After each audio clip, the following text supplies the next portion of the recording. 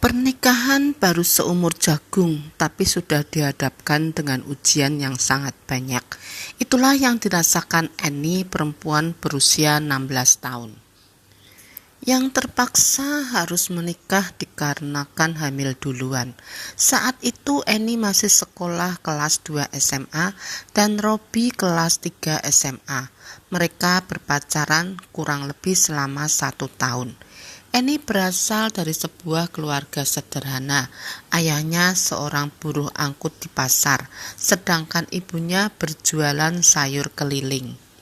Sementara Robbie dari keluarga yang bisa dibilang berkecukupan. Ayahnya seorang juragan karet. Ia mempunyai beberapa hektar kebun karet yang masih aktif dan ia juga membeli karet-karet dari petani karet di daerahnya untuk kemudian dijual lagi. Dan ibunya Robbie mempunyai usaha toko sembako di depan rumahnya. Robbie mempunyai seorang kakak perempuan yang sudah menikah dan tinggal di Kalimantan Selatan ikut bersama suaminya. Semenjak menikah dengan Robbie, Annie ikut tinggal bersama suaminya di rumah orang tua Robbie. Dan selama tinggal di rumah keluarga Robbie itulah Annie mengalami banyak hal yang tidak mengenakan. Mulai dari perlakuan mertuanya yang kasar sampai sikap suaminya yang seakan tidak peduli padanya. Namun meski begitu Annie tetap memilih untuk bertahan karena ia tidak ingin perceraiannya akan membuat orang tuanya kecewa untuk yang kedua kali terhadapnya. Annie, panggil ibu mertuanya dari arah teras. Annie yang saat itu sedang mencuci piring di dapur lantas bergegas untuk menghampiri ibu mertuanya. Ada apa, Bu? Tanya Annie dengan suara selembut mungkin. Kamu tidak melihat ya, aku sedang bersantai ini. Cepat buatkan aku teh susu. Perintah ibu mertuanya itu tanpa sedikit pun menoleh ke arah Annie. Mendengar perintah ibu mertuanya itu, Annie langsung kembali ke dapur untuk membuatkan teh susu, minuman kesukaan sang ibu mertua. Memang setiap pagi ibu mertuanya itu punya kebiasaan bersantai di teras sambil minum teh susu hangat sehabis sarapan. Dan pagi itu Annie kelupaan untuk membuatkan teh susu untuk ibu mertuanya dikarenakan pekerjaan di dapur yang sangat banyak. Ini nih teh susunya, kata Annie seraya meletakkan segelas teh susu hangat ke atas meja. Habis ini kamu ke rumah Amai Reno, ambil daging babi pesananku di sana, ujar ibu mertuanya seraya menyeruput teh susu. Tapi saya selesaikan dulu cucian piring di dapur ya, Nek. Bisa tidak kalau disuruh itu nurut, jangan membantah. Annie menunduk kemudian ia mengangguk. Setelah pulang dari rumah Amai Reno, Annie langsung disemprot lagi oleh mertuanya karena cucian tidak beres. Kan tadi saya sudah izin mau menyelesaikan cucian piring dulu nih, tapi ini sendiri yang bilang jangan membantah kalau disuruh. Makanya saya langsung pergi ke rumah Amai Reno untuk mengambil daging babi ini, kata Annie pelan. Harusnya kamu selesaikan dulu cucian piringnya, apalagi yang sudah disabun begini. Yang ada kalau dibiarkan, bau sabunnya lengket di piring dan gelas. Begini nih, kalau punya menantu tidak berguna, bisanya cuma makan tidur aja, dasar sialan. Kalau sudah begitu, Annie hanya bisa menunduk sambil menahan air matanya. Apapun yang Annie lakukan meskipun sudah benar, tapi tetap saja salah di mata mertuanya, dan ujung-ujungnya Annie tetap akan dimarahi. Bisa nggak sih kamu itu sehari aja jangan buat ibuku marah? Ujar Robbie malam itu. Aku sudah berusaha, Rob, tapi memang pada dasarnya orang tuamu tidak menyukaiku. Makanya apapun yang aku lakukan pasti selalu saja salah. Jawab Annie terisak. Alah, memang kamunya aja yang gak bisa ngambil hati ibuku. Bagaimanapun kerasnya aku berusaha agar disukai orang tuamu, tapi kalau memang pada dasarnya mereka tidak suka aku, maka sampai kapanpun hasilnya tetap akan sama saja. Coba aja kamu itu kayak Risa, pasti aku gak akan dimarahi orang tuaku, ujar Robby seraya memalingkan tubuhnya membelakangi Annie. Risa itu pintar, cantik, penurut, gak kayak kamu yang banyak minusnya ini. Kalau gak terpaksa juga gak akan aku nikah sama kamu. Dada Annie terasa semakin sesak setelah mendengar suaminya membanding-bandingkan ia dan Risa yang merupakan mantan pacar Robby dulu. Kalau memang dia yang terbaik, lalu kenapa kalian putus? Kenapa? Karena dulu aku bodoh, bisa-bisanya naksir sama kamu. Harusnya aku sadar, kamu dan Risa itu kayak bumi dan langit. Harusnya dulu aku gak ninggalin dia buat kamu. Atau jangan-jangan dulu kamu pelet aku. Annie ternganga mendengar perkataan suaminya itu. Apa? Pelet? Tega-teganya kamu fitnah aku kayak gitu. Padahal dulu kamu yang ngejar-ngejar aku. Robby langsung membalikkan badannya untuk menatap Annie yang terisak. Diam, aku mau tidur.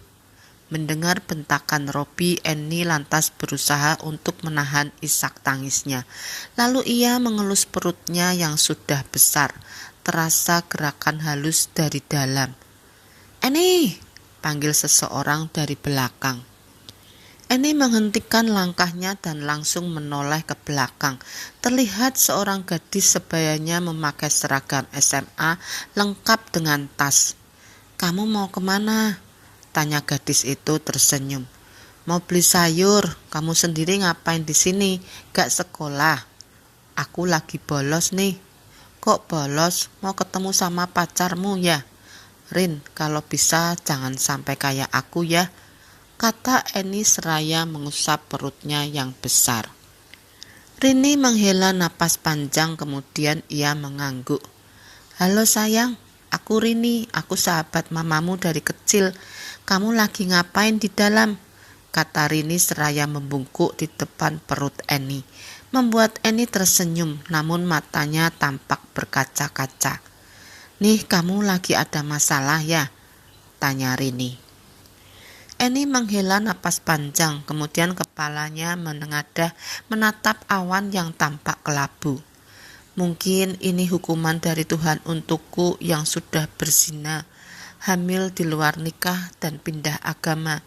Hidupku sekarang tak ubahnya seperti awan itu, Rin, ucap Annie pelan. Yang sudah berlalu gak perlu kamu sesali. Sekarang kamu cukup fokus sama pernikahanmu dan calon bayimu ini. Kalau kamu terus memikirkan ke belakang, kapan kamu bisa bahagia? Air mata Annie mulai berjatuhan. Dengan cepat Rini merangkulnya dan mengajak sahabatnya itu untuk duduk. Annie semakin terisak dalam pelukan sahabatnya tersebut. Mertuaku gak suka sama aku, Rin. Apapun yang aku lakukan selalu saja salah di mata mereka. Mereka kasar sama aku, Rin, cerita Annie sesenggukan. Tapi Robby membela kamu kan nih? Tanya Rini. Annie menggeleng. Dia juga sama, Rin. Malah semalam dia membanding-bandingkan aku sama Risa. Aku dikatain inilah, aku dikatain itulah. Aku sakit dengernya, Rin. Sialan si Robby, umpat Rini kesal. Aku capek, Rin, aku bingung harus kayak gimana. Sementara Robby cuman bisa nyalahin aku. Kamu cerai aja kalau gitu nih. Jangan mau diperlakukan seperti itu sama mereka. Sumpah ya, aku emosi banget dengernya, ujar Rini. Aku sudah melakukan kesalahan, Rin. Aku juga sudah mengecewakan orang tuaku. Dan aku gak mau orang tuaku semakin kecewa kalau sampai aku dan Robby cerai. Terus kamu mau kayak gini sampai kapan nih? Tanya Rini. Aku juga gak tahu, Rin, jawab Annie terisak. Rini terdiam, dia tak bisa berkata apa-apa lagi. Beberapa saat kemudian Eni beranjak dari duduknya, kemudian tersenyum pada Rini. Aku belanja dulu ya Rin, pulang ini pasti aku kena marah lagi karena perginya lama, kata Eni tersenyum. Rini hanya bisa mengangguk, ia berdiam diri dengan mata terus menatap ke arah sahabatnya itu. Beli sayur di mana kamu Hampir 2 jam kamu pergi, ujar ibu mertuanya kesal. Maaf nih, tadi antriannya banyak. Alah, alasan kamu aja itu, dasar lemot gak berguna. Eni tak lagi menjawab, ia langsung menyiangi sayuran yang baru dibelinya sambil mendengarkan mertuanya yang terus saja mengomel. Saat sedang memasak sayur tersebut, tiba-tiba Eni merasakan sakit perut yang luar biasa, diiringi dengan cairan ketuban yang keluar mengalir di antara kedua kakinya. Nih, teriak Eni memanggil mertuanya sambil menahan rasa sakit pada perutnya. Ada apa sih? Teriak-teriak kayak orang gila.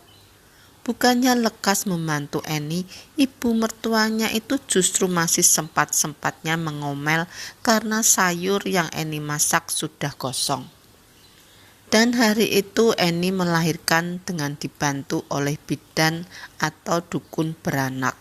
Namun sayang, anak Eni tidak selamat karena terlambat ditangani. Eni menangis sesenggukan di dekat jenazah bayinya. Tak henti-hentinya dia meminta maaf pada jasad bayi mungil tersebut. Berbeda dengan Robi yang tampak tak peduli sama sekali pada bayi malang itu. Meski dalam suasana berduka dan rasa sakit sehabis melahirkan, Eni masih tetap harus berberes rumah dan mencuci pakaian yang penuh darah setelah persalinannya. Dasar jorok, mencuci bekas darah jangan di rumah, di sungai sana, ujar ibu mertuanya. Tapi saya gak kuat kalau harus ke sungai nih, untuk berjalan saja rasanya sakit sekali, ucap Eni memelas meminta belas kasih dari ibu mertuanya tersebut. Itu resikomu, makanya kalau malas jangan hamil. Akhirnya mau tak mau Eni terpaksa pergi ke sungai untuk mencuci pakaian. Walaupun rasanya untuk berjalan saja sakit, tapi ia tetap paksakan juga untuk menuruni tangga lempang menuju ke jamban dengan membawa sekeranjang cucian. Tangga lempang adalah tangga yang terbuat dari batang pohon utuh yang setengah bagiannya dibuat menyerupai tangga untuk pijakan kaki. Namun saat ia menaiki tangga lempang dengan keranjang berisi cucian basah itu, Eni merasa kakinya seperti tak mampu lagi menopang tubuhnya. Hingga akhirnya ia terjatuh dan tak sadarkan diri. Untung waktu itu air sungai sedang surut, sehingga tubuhnya hanya mendarat di tanah, bukan di air. Beberapa anak-anak yang saat itu sedang mandi di sungai langsung berlari menolong Eni. Beberapa lagi berlari ke atas untuk meminta pertolongan orang dewasa. Kenakalalah matahari sepertinya kamu ini. Suamimu kemana? Kemana bukan dia yang mencuci? Istri baru melahirkan kok dibiarkan mencuci di sungai, sendirian pula, ujar salah seorang warga. Dan setelah Eni sudah mendingan, ia pun diantar pulang oleh salah satu orang yang menolongnya itu. Mertuanya terlihat kaget melihat Eni pulang diantar oleh orang lain. Dan tidak hanya itu, mertua serta Robi juga dinasehati oleh orang itu agar tidak membiarkan Eni ke sungai lagi, karena orang-orang khawatir jika terjadi sesuatu hal yang tidak diinginkan pada Eni. Bertanggung jawab bukan hanya menikahi perempuan itu, Rob, tapi kamu juga harus memastikan dia tetap aman dan bahagia saat berada di sampingmu, ujar orang itu sebelum pergi. Alhasil setelah orang itu pergi, Annie langsung dimarahi habis-habisan oleh Robbie dan mertuanya. Mereka merasa sangat malu dan tersinggung dengan apa yang dikatakan orang tadi. Annie didiamkan oleh Robbie, bahkan ia tidak diperbolehkan untuk makan oleh mertuanya. Annie hanya bisa menangis di dalam kamar sambil memegangi perut yang terasa lapar. Untung di sore harinya Rini dan ibunya datang ke rumah itu.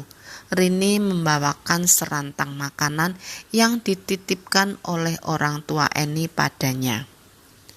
"Tadi ibumu menitipkan makanan ini untuk kamu nih, katanya beliau belum bisa kesini jenguk kamu," kata Rini seraya membukakan rantang berisi makanan itu.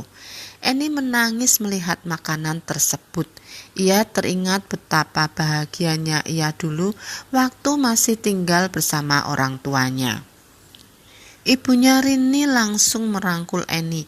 Diperlakukan seperti itu, tangis Annie semakin kencang. "Kamu ada masalah ya?" tanya ibunya Rini berbisik. Annie menganggukkan kepalanya. "Mereka masih tidak baik sama kamu?"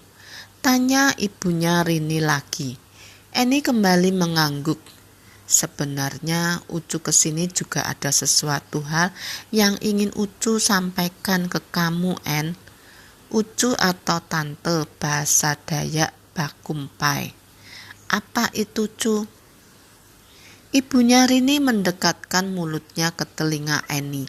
Sesaat kemudian Annie tampak kaget setelah mendengar apa yang dikatakan oleh ibu dari sahabatnya tersebut. "Saya gak berani, Cu," ucap Annie. "Ya, kamu pikirkan saja dulu, itu hanya saran. Ucu tidak memaksa, tapi hanya saja memangnya kamu tahan diperlakukan seperti itu terus sama mereka?" Annie terdiam. "Ya sudah, Ucu sama Rini pamit pulang dulu ya. Oh iya, kamu jangan lupa makan. Pantangan setelah melahirkan semuanya jangan dilanggar. Jangan telat makan juga ya, dan minum jamu biar badan segar." Annie mengangguk dengan senyum yang dipaksakan.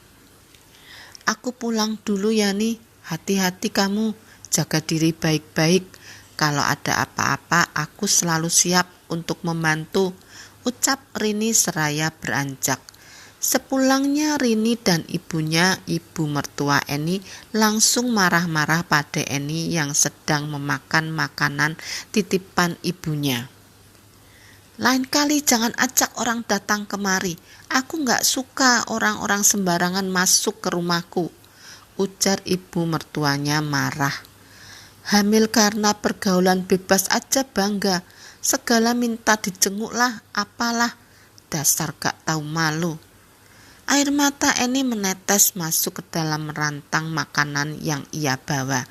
Makan sambil menangis, menahan sesak perasaannya seperti itu benar-benar sangat sakit dan menyiksa. 1 bulan lebih telah berlalu. Masa nifas Annie sudah berhenti dan ia pun sudah mulai disuruh untuk memasak lagi. Saat masa nifasnya kemarin, Annie memang tidak diperbolehkan memasak dengan alasan mertuanya tidak mau memakan makanan masakan Annie yang masih berdarah-darah. Jijik katanya, dan selama masa nifasnya itu mertuanya lah yang memasak. Karena itu jugalah Annie hanya kebagian makanan sisa. Itu pun sudah tak layak makan sebenarnya. Annie yang saat itu sedang memasak di dapur mendengar ada suara mertuanya yang sedang mengobrol di ruang tengah. Entah siapakah tamu yang datang di pagi hari seperti itu. "Annie, buatkan minuman," teriak mertuanya nyaring. Annie menghela napas lalu melepaskan pekerjaannya sebentar untuk membuatkan minuman bagi tamu yang datang. Tapi ketika ia melihat siapa tamu tersebut, raut wajahnya seketika berubah. Gadis cantik dengan pakaian modis itu tampak duduk sambil mengobrol hangat bersama dengan mertuanya. Keakraban mertuanya dan gadis itu membuat hati Annie terasa sangat sakit. Bergegas dia meletakkan gelas minuman, lalu kemudian kembali ke dapur. Napasnya sesak memikirkan apa yang baru saja ia lihat. Risa, ya, gadis yang bertamu itu adalah Risa, mantan pacar suaminya dulu.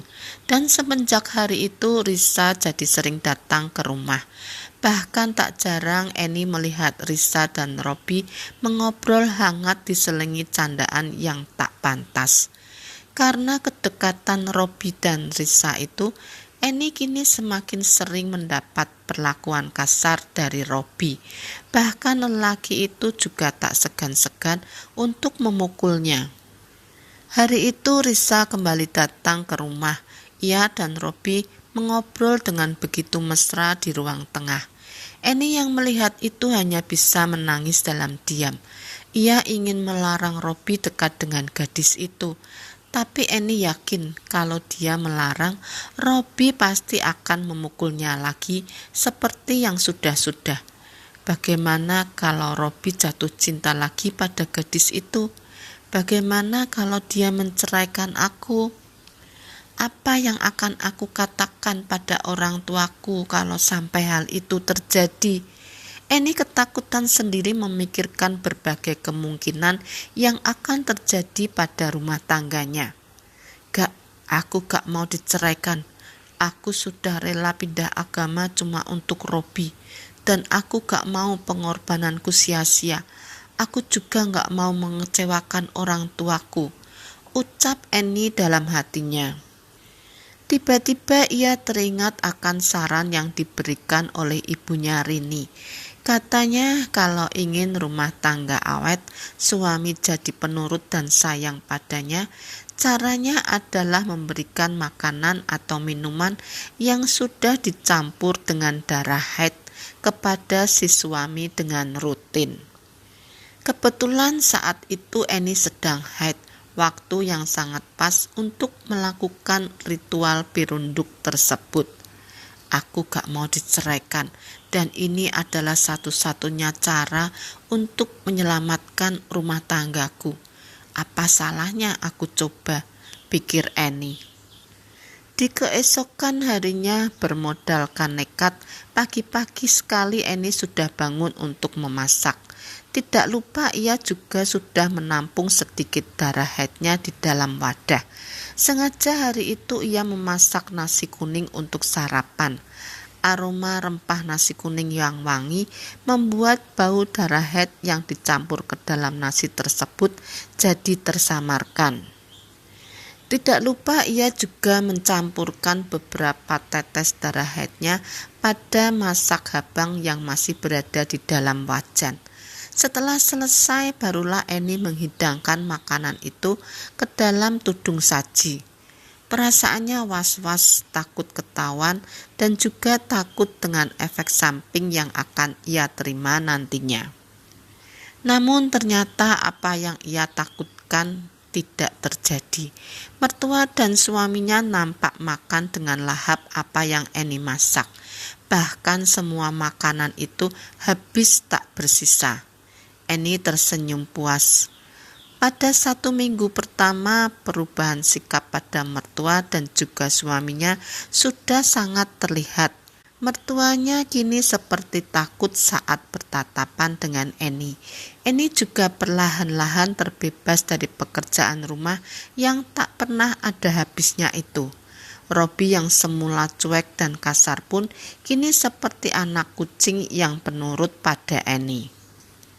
Dan setelah 3 bulan berlalu, apapun yang Annie katakan, Robbie selalu menuruti.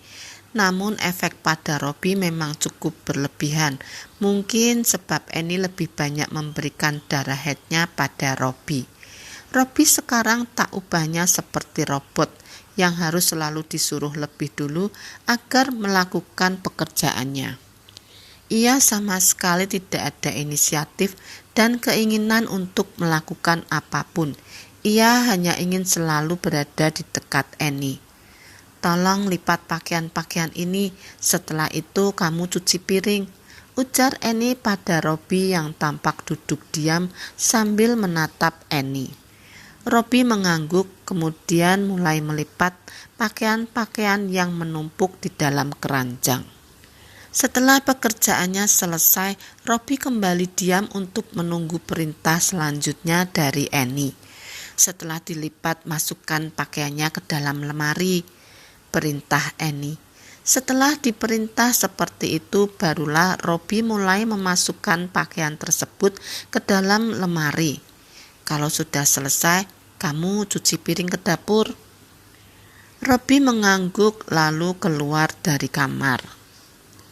Rin, aku merasa Robby yang sekarang itu kayak orang yang berbeda dari Robby yang dulu. Dia terlihat penurut dan apapun harus selalu disuruh dulu. Sekarang dia itu kayak robot, Rin, kata Annie pada Rini sahabatnya tersebut yang datang mengunjunginya. Tapi ia sudah gak pernah kasar-kasar lagi kan sama kamu? Gak sih, malahan aku yang sering kesal sama dia. Bawaannya tuh emosi terus kalau lihat dia kayak orang bodoh gitu, Rin. Ya menurutku sih gak papalah dia kayak orang bodoh gitu daripada dia yang suka kasar sama kamu. Orang tuanya gimana sama kamu? Aman sih, tapi efek di orang tuanya itu gak terlalu gimana-gimana. Mereka cuma kayak takut aja sama aku. Mau memerintah aku pun kayak segan gitu. Ya mungkin karena aku gak terlalu banyak kasih darah headnya ke mereka kali ya, Rin. Rini mengangkat bahunya. Ia menatap Annie yang sekarang wajahnya terlihat kusam, seperti tidak ada lagi cahaya di wajahnya. Nih, kamu tahu gak efek samping dari pelet darah head ini? Tanya Rini berbisik. Annie mengangguk. Aku sudah basah, Rin, jadi nyebur aja sekalian, jawab Annie pelan. Rini menghela napas panjang, menatap miris pada sahabatnya itu. Kamu jangan sampai kayak aku ya, Rin, ucap Annie. Rini mengangguk sambil memperlihatkan senyum tipis. Rumah tangga Annie dan Robby masih berjalan baik hingga saat ini. Rumah tangga mereka sangat damai tanpa ada perkelahian di dalamnya. Annie bertekad suatu hari nanti ia pasti akan jujur dan meminta maaf pada suaminya. Terlepas suaminya memaafkan atau tidak, ia akan menerima semua keputusan suaminya. Tapi untuk saat ini, Annie hanya ingin menikmati suasana harmonis di dalam rumah tangganya itu. Sekian ceritanya, terima kasih yang sudah menonton video ini. Mohon maaf bila ada salah kata. Yang belum subscribe, mohon subscribe, like, dan komen agar channel aku terus berkembang.